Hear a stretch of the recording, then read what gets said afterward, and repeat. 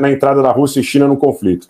Mas o incentivo dos Estados Unidos na guerra está relacionado às dores do parto do mundo multipolar? Felipe, eu não acredito muito nessa história de mundo multipolar, tá? Por várias razões que eu já expus. Até porque se efetivamente a coisa fosse nesse sentido, claramente a Rússia, mais do que a China, por ter uma tradição e uma presença militar, inclusive na Síria, se mobilizaria para uma eventual entrada mais forte nesse conflito do que até aqui tem manifestado. Eu não acredito muito nisso. Claro, a disputa em relação às rotas do petróleo, do gás, as rotas da seda, disputas com os chineses, disputas com os iranianos, a aproximação do Irã e da Arábia Saudita, tudo isso faz parte. Mas eu não acredito que um interesse contrariado da Rússia, nesse caso, possa ser suscitado. Tá? É claro que a propaganda fala muito sobre isso, mas em termos concretos é muito longe. Os Estados Unidos estão tentando com o Brasil, mais uma vez, uma resolução no Conselho de Segurança para falar sobre a necessidade de libertação de todos os reféns, condenação do terrorismo do Hamas, direito de defesa de Israel e tudo mais. Tá? Eu não sei se essa negociação em relação a esse rascunho dos Estados Unidos for adiante, se russos e chineses vão vetar. Tá? Hoje quem está sozinho nesse negócio, hoje, domingo, na segunda-feira já na região, são os palestinos, e quem está sob ameaça, de alguma forma, são os interesses iranianos na região, como o do Hezbollah no Líbano, do governo do presidente Bashar Assad na Síria, do governo dos Houthis no Iêmen, do Iraque, das forças pró-iranianas no Iraque. Eu acho que a coisa caminha nessa direção. Obrigado pela pergunta e um abração para você. Agradecendo ao Felipe e passando para o Rinaldo. O apoio imediato dos Estados Unidos e União Europeia, além da demora na incursão terrestre, pode ser encarado como sinal de fraqueza de Israel? Rinaldo, eu acho que Israel sabe que vai encontrar dificuldade em Gaza, mas não acredito, é verdade, ele completa aqui, eu agradeço mais uma vez, dizendo que teve tanque israelense destruído junto a Gaza. Mas não acredito que essa resistência possa estar ou ser dada aí a ponto de, vou colocar aqui para vocês, fazer frente ao exército de Israel por muito tempo. Até porque você tem o problema da munição. Eu falava sobre isso ontem.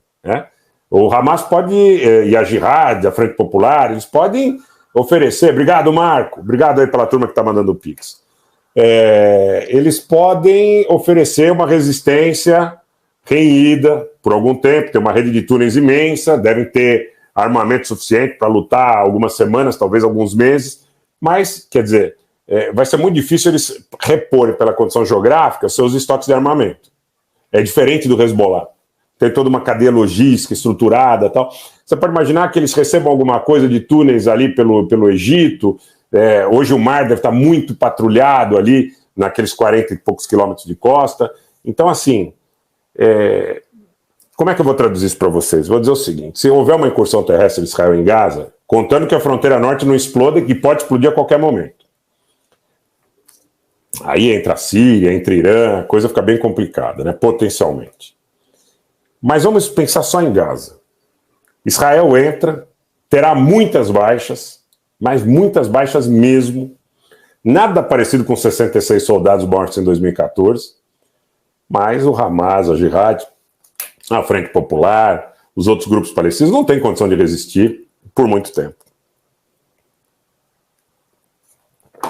Isso é um fato.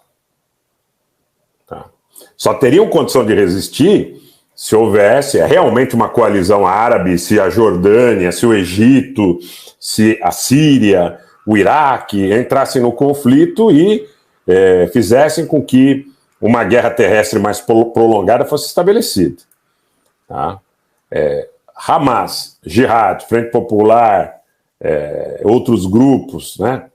Eventualmente até ligados ao próprio Fatah, na Cisjordânia e tudo mais, eles não têm condição de resistir por muito tempo à incursão terrestre israelense. Agora, Israel vai ter muita baixa, mas muita baixa mesmo.